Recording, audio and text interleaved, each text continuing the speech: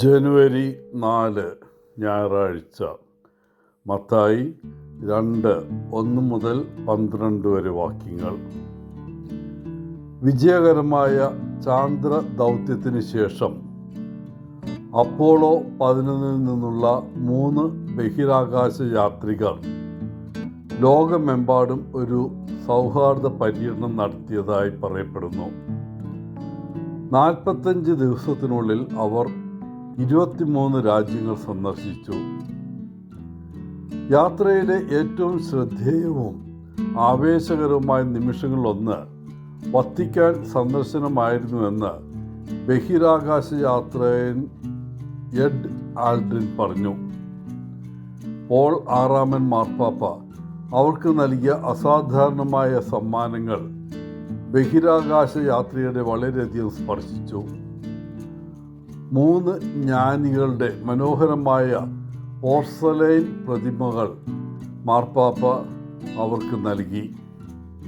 എന്നിട്ട് പറഞ്ഞു, ഈ 3 പുരുഷന്മാരും നക്ഷത്രങ്ങളെ നോക്കി ശിശു ക്രിസ്തുവിലേക്ക് നയിക്കപ്പെട്ടുവെന്നും 3 ബഹിരാകാശ യാത്രികരായ നിങ്ങൾ 3 പേരും നക്ഷത്രങ്ങളെ നോക്കി നിങ്ങളുടെ ലക്ഷ്യസ്ഥാനത്തെത്തിയെന്നും. ഇന്ന് തിരുസഭ എപ്പിഫനി മഹത്വം ആഘോഷിക്കുന്നു. എപ്പിഫനി എന്നാൽ അർത്ഥം വെളിപ്പെടുത്തൽ എന്നാണ്. കർത്താവിൻ്റെ എപ്പിഫനി എന്നത് കിഴക്ക് നിന്നുള്ള 3 ജ്ഞാനികൾക്ക് മാത്രമല്ല, ലോകമെമ്പാടും ക്രിസ്തുവിൻ്റെ പ്രതീകാത്മകവും എന്നാൽ യഥാർത്ഥവുമായ ഒരു വെളിപ്പെടുത്തലാണത്. ജൂതന്മാരല്ലാത്ത വിദേശീയരായ വിദ്വാൻമാർ യേശു എല്ലാവർക്കുമായി വന്നതാണെന്നും എല്ലാവരും അവനെ ആരാധിക്കാൻ വിളിക്കപ്പെട്ടവരാണെന്നും വെളിപ്പെടുത്തുന്നു. ഈ വിദ്വാൻമാർ നക്ഷത്രങ്ങളെക്കുറിച്ച് പഠിക്കുകയും മിശിഹ വരുമെന്ന യഹൂദ വിശ്വാസത്തെക്കുറിച്ച് അറിയുകയും ചെയ്ത ജ്ഞാനികൾ ആയിരുന്നു. അന്നത്തെ ജ്ഞാനത്തിൽ ഭൂരിഭാഗം അവർക്ക് അറിയാമായിരുന്നു. മിശിഹായിലുള്ള ജൂതവിശ്വാസത്തിൽ അവർ ആകൃഷ്ടരുമായിരുന്നു. ദൈവം അവർക്ക് പരിചിതമായ ഒരു വസ്തു ഉപയോഗിച്ച് ക്രിസ്തുവിനെ ആരാധിക്കാൻ അവരെ വിളിച്ചു. ഒരു നക്ഷത്രം വഴി അവർ നക്ഷത്രങ്ങളെ മനസ്സിലാക്കി. ബദ്രേന് മുകളിലുള്ള ഈ പുതിയ അതുല്യമായ നക്ഷത്രം കണ്ടപ്പോൾ എന്തോ ഒരു പ്രത്യേകത സംഭവിക്കുന്നുണ്ടെന്ന് അവർ മനസ്സിലാക്കി. നമ്മുടെ ജീവിതത്തിൽ ഇതിൽ നിന്ന് നമുക്ക് പഠിക്കാവുന്ന ആദ്യ പാഠം, ദൈവം നമുക്ക് പരിചിതമായ ചില സാധനങ്ങൾ ഉപയോഗിച്ച് നമ്മെ തന്നിലേക്ക് വിളിക്കും എന്നതാണ്. ദൈവം നമ്മെ വിളിക്കാൻ ഉപയോഗിക്കുന്ന ആ നക്ഷത്രം ഏതാണെന്ന് തിരിച്ചറിയുന്നവർ ഭാഗ്യവാൻ. നമ്മൾ ശ്രദ്ധിക്കേണ്ട മറ്റൊരു കാര്യം, ഈ ജ്ഞാനികൾ ക്രിസ്തു ശിശുവിൻ്റെ മുമ്പാകെ സാഷ്ടാംഗം പ്രണമിച്ചു എന്നതാണ്. പൂർണ്ണമായ കീഴടങ്ങളിലും ആരാധനയിലും അവർ അവൻ്റെ മുമ്പാകെ ജീവൻ സമർപ്പിച്ചു. അങ്ങനെ നമുക്കൊരു തികഞ്ഞ മാതൃക നൽകി.